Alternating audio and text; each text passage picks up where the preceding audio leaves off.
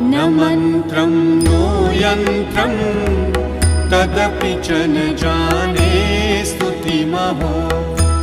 न चाह्वानं ध्यानं तदपि च न जाने स्तुतिकथाः न जाने मुद्रास्ते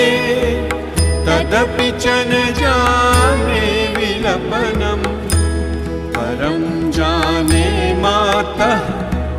त्वदनुसरणं क्लेशहरणं विधेरज्ञानेन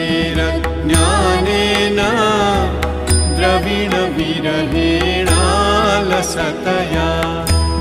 विधेया शक्यत्वात्